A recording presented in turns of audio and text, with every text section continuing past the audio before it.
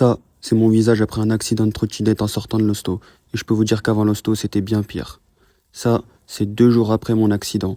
Les taches violettes autour de mes yeux, c'est parce que mon nez, il s'est fracturé. Et pourtant, je pensais gérer comme beaucoup de gens qui en font tous les jours. Mais un accident, ça arrive très vite. Une seconde d'inattention, un trou dans la route, une voiture, et ça peut basculer. Moi, en l'occurrence, j'étais à 40 km/h. J'étais pas avec une grosse machine, j'étais avec une iScooter iX4, une petite trottinette de 800 watts. En gros, pour faire court, j'étais en train de traverser la route avec la trottinette. Seulement, il y avait un terre-plein au milieu. Mais comme la peinture elle venait d'être faite, je l'ai confondue avec la ligne blanche qui elle-même était faite. Et comme j'avais pas mes lunettes à cause des vibrations, il a fallu d'une seconde d'inattention, le temps que je remette mes lunettes, que je me rende compte que c'était un terre-plein que j'étais en train de traverser et pas une ligne blanche. Ouais, je suis une taupe. Et là, j'en vois déjà en train de se foutre de ma gueule. Mais vous savez quoi, vous avez raison. Parce que j'avais ni casque, ni gants, ni protection. Et c'est bien fait pour ma gueule. J'ai à peine eu le temps de me rendre compte que je fonçais dans un terre-plein que j'étais déjà en train de manger le sol. Et me râper dessus en plus de ça. Et d'ailleurs, ce qui m'a protégé, ce sont mes propres lunettes. Je vous ai fait des petits schémas pour que vous compreniez comment ça s'est passé. Avec l'adrénaline, je me suis tout de suite relevé. J'ai pris ma trottinette, je l'ai mis sur le trottoir. Et je sentais que quelque chose n'allait pas au niveau de mon nez. Il était totalement à 90 degrés. Il faisait un angle droit. Lorsque j'ai pris mon téléphone pour me regarder, j'avais du sang partout et en voyant mon nez, j'ai pris la décision de le redresser moi-même. Chose que je ne pourrais pas faire aujourd'hui, c'était vraiment sous le coup de l'adrénaline. Et après cela, l'adrénaline est tombée. Et j'étais allongé, la tête qui tournait, impossible de me relever. J'étais quasi en train de tomber dans les pommes. Il m'a fallu au moins 10 minutes pour reprendre mes esprits et même après ça, je titubais encore.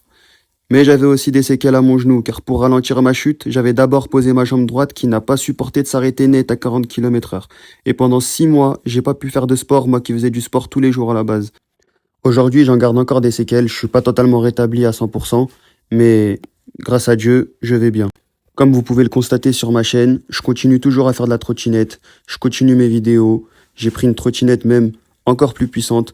Mais avant tout, je veux dire quelque chose d'important, surtout pour les plus jeunes. Les trottinettes électriques, c'est pas un jouet. On a l'impression que c'est facile, qu'on contrôle, mais quand ça part mal, les conséquences peuvent être très très graves. Fractures, dents cassées, traumatisme crânien, et parfois bien pire. Et les jeunes, vous savez pas encore c'est quoi d'avoir des enfants, et le mal que vous pouvez faire à vos parents, ou à quel point votre mère peut s'inquiéter lorsque vous prenez la trottinette.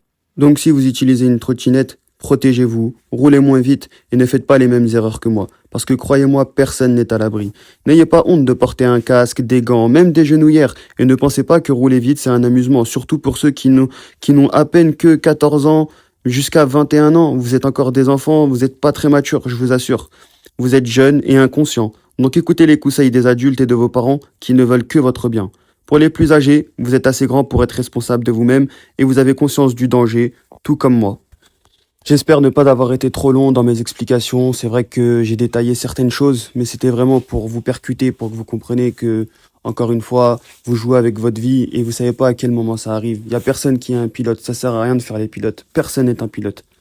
Et si à travers cette vidéo, j'ai pu toucher ne serait-ce qu'une personne et qu'à partir d'aujourd'hui, elle va porter ses équipements de protection et faire plus attention sur la route, eh ben, je serai satisfait. En tout cas, partagez le message et on se dit à bientôt. C'était Wattman.